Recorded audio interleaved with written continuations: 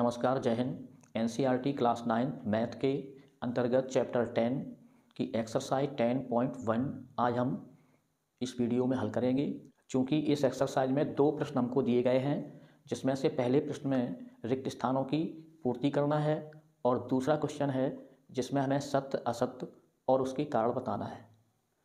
तो पहला क्वेश्चन यहाँ दिया गया है, वृत्त का केंद्र वृत्त के डॉट डॉट खाली स्थान दिया हुआ है में स्थित है और इसमें हमें विकल्प के रूप में बहिर्भाग और अभ्यंतर दिया हुआ है।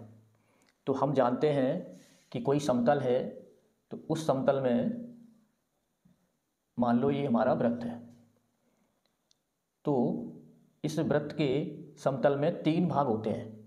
तो जिसमें से ये वृत्त के जो बाहर का ये भाग है समतल के अंतर्गत, तो ये हमारा होता है बहिर्भाग, और जो वृत्त के अंदर वाला ये भाग होगा पूरा, तो इसे हम कहेंगे अभ्यंतर।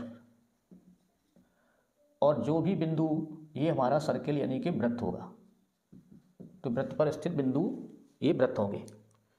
तो यहाँ पर वृत्त का केंद्र, तो वृत्त का केंद्र हमारा ये वृत्त के अभ्यंतर भाग में होगा, तो अभ्यंतर में स्थित है, तो इसमें हम भरेंगे अभ्यंतर। तो यहाँ पर हम अभ्यंतर लिख देंगे। अब दूसरे पॉइंट में दिया है कि एक बिंदु जिसकी वृत्त के केंद्र से दूरी त्रिज्या से अधिक हो, वृत्त के डॉट डॉट में स्थित होता है। तो बहिर्भाग और अभ्यंतर इनमें से किस भाग में स्थित होता है?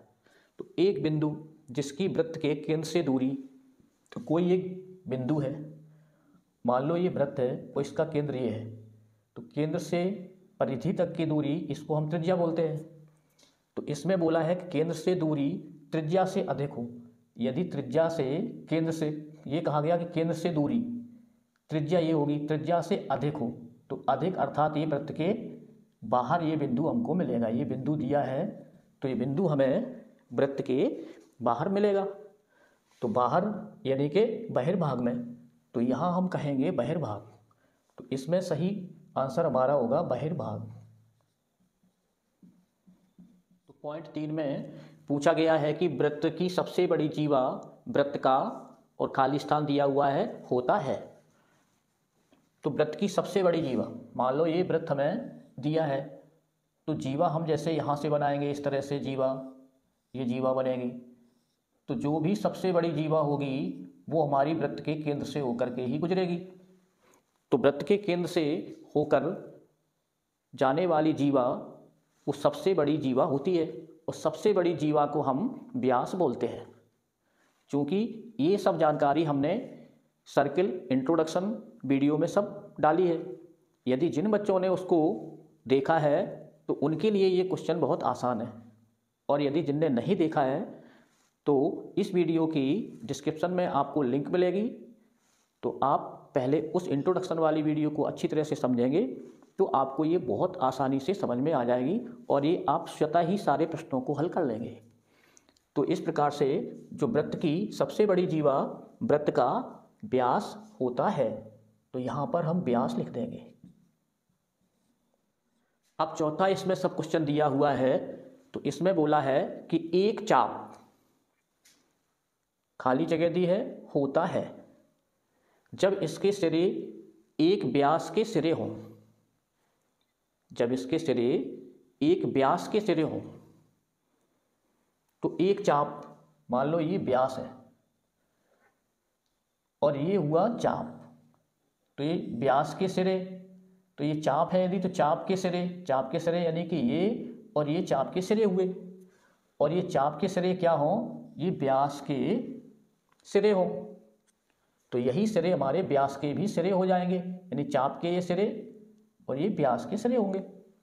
तो हम एक चाप होता है, तो ये क्या हो जाएगा हमारा? यदि हम इधर से देखें इस चाप को, तो ये सिरे हमारे व्यास के सिरे हो रहे हैं, या इधर से देखेंगे तो ये सिरे व्यास के सिरे हो रहे हैं। तो इस प्रकार से ये हमारा क्या बनेगा? दोनों ओर यदि चाप के, यदि व्यास के दोनों ओर हम देखेंगे तो हमारा अर्धवृत्त इस ओर बनेगा, या हम इस तरफ से देखेंगे तो हमारा अर्धवृत्त ये इस तरफ बनेगा। तो यहाँ हमारा आंसर होगा एक चाप अर्धवृत्त होता है।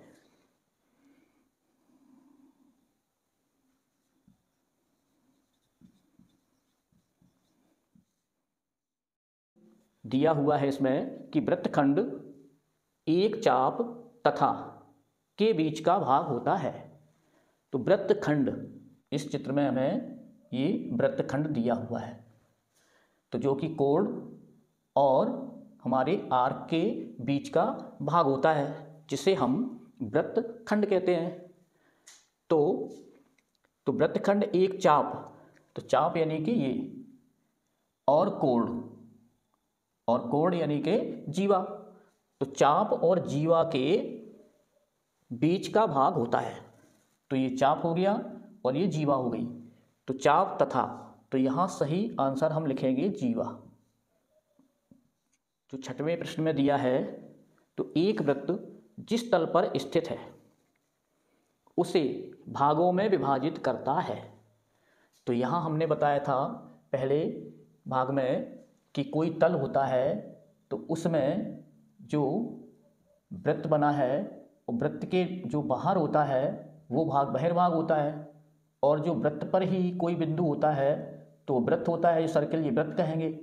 और जो वृत्त के अंदर कोई बिंदु है तो ये वृत्त के अंदर, इसको अभ्यंतर बोलते हैं। तो इस प्रकार से वृत्त, कोई तल पर वृत्त को हम 3 हिस्सों में डिवाइड करते हैं।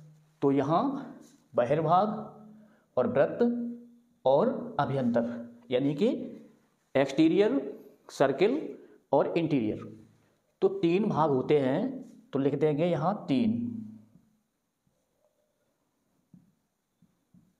अब हम देखेंगे प्रश्न 2 को। तो इसमें सत्य या असत्य लिखने को बोला गया है और उत्तर का कारण भी बताना है। तो पहला इसमें दिया हुआ है, केंद्र को वृत्त पर किसी बिंदु से मिलाने वाला रेखाखंड वृत्त की त्रिज्या होती है। तो यहां देखेंगे ध्यान से कि केंद्र को वृत्त पर, यानी ये वृत्त है और ये केंद्र है, तो केंद्र को वृत्त पर किसी बिंदु से, मान लो ये बिंदु है, तो इस बिंदु से मिलाने वाली या मिलाने वाला रेखाखंड वृत्त की त्रिज्या होती है। तो ये त्रिज्या होती है, तो इस, यानी कि ये सत्य है। तो इसमें कारण यदि लिखेंगे तो लिखेंगे कि वृत्त की परिधि पर स्थित कोई भी बिंदु और उसकी केंद्र से दूरी, उसको हम बोलते हैं त्रिज्या। तो केंद्र और बिंदु को मिलाने वाला रेखाखंड त्रिज्या कहलाता है। अब दूसरे पॉइंट को लेंगे, तो इसमें बोला है कि एक वृत्त में समान लंबाई की परिमित जीवाएं होती हैं। तो एक वृत्त में समान लंबाई की, कैसी? समान लंबाई की परिमित, यानी सीमित, या जिसकी लिमिट हो, निश्चित हो, ऐसी जीवाएं होती हैं।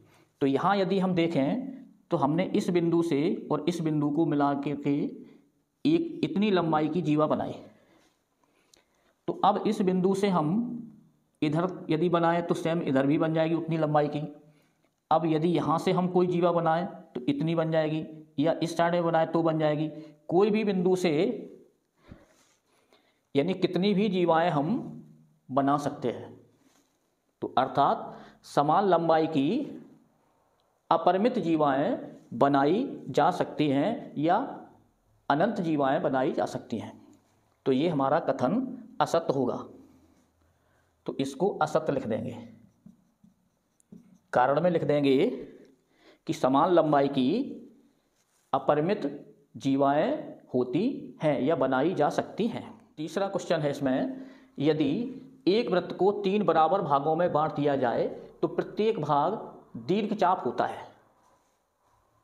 यानी एक वृत्त है, तो हमने एक ये वृत्त लिया और इसको 3 समान भागों में बांट दिया। एक वृत्त को 3 बराबर भागों में बांट दिया जाए, तो मान लो ये केंद्र से यहाँ एक हिस्सा, ये 3 भागों में हमने बांट दिया। मान लो ए बिंदु है, बी बिंदु है, सी बिंदु है, इस तरह से बांट दिया। तो प्रत्येक भाग क्या होगा? वृत्त का 1/3 होगा। यानी यदि इतने भाग को हम लेंगे तो ये पूरे वृत्त का 1/3 भाग होगा, क्योंकि तीनों समान है। तो ये भी 1/3 भाग होगा, यह भी 1/3 होगा, यह भी 1/3 होगा। तो एक वृत्त को 3 बराबर भागों में बांट दिया जाए तो प्रत्येक भाग दीर्घचाप होता है। तो दीर्घचाप हमारा कौन सा होगा? अब जैसे हम वृत्त बनाते हैं तो कोई एक इस तरह से ये लघुचाप होगा तो ये दीर्घचाप होगा। तो दीर्घचाप तभी होगा जब वो अर्धवृत्त से बड़ा होगा, अर्धवृत्त से बड़ा होगा तो उसे हम दीर्घचाप बोलेंगे। तो यहाँ हमारे सभी भाग हैं वो अर्धवृत्त से छोटे हैं, तो इसलिए यह कथन भी कैसा है? असत्य। तो इसे भी हम असत्य लिख देंगे, यानी यह कथन भी असत्य है, तो असत्य लिख देंगे। और इसका यही कारण दे देंगे कि 3 बराबर भाग जो कि वृत्त के 1/3 भाग के होंगे, और चूंकि जो दीर्घचाप होता है वो अर्धवृत्त से बड़ा होना चाहिए। चौथा पॉइंट है हमारा कि वृत्त की एक जीवा जिसकी लंबाई त्रिज्या से 2 गुनी हो। अब वृत्त की कोई एक जीवा है और जिसकी लंबाई त्रिज्या से 2 गुनी हो, तो ये वृत्त की एक जीवा है, क्योंकि इसी के साथ में यहाँ ये त्रिज्या मिलेगी। अब यदि ये जीवा ले लें तो इसमें त्रिज्या होगी नहीं, तो ये जीवा है और जिसकी लंबाई त्रिज्या से दुगनी है, यानी जितनी इधर है उतनी ये इधर होगी। तो ये ओ मान लिया, इसको ए और इसको बी लेंगे यदि। तो वृत्त की एक जीवा जिसकी लंबाई त्रिज्या से 2 गुनी हो, तो त्रिज्या से दुगनी यानी जीवा जैसे ए बी है तो ये 2r यानी त्रिज्या से दुगनी होगी। तो त्रिज्या से दुगनी क्या होती है? व्यास होती है, तो इसको हम व्यास बोल देंगे। तो ए बी यानी कि सबसे बड़ी जीवा त्रिज्या से दुगनी यानी कि व्यास हो जाएगी। तो वृत्त का व्यास है, तो ये कथन सत्य होगा, तो इसको हम लिख देंगे सत्य।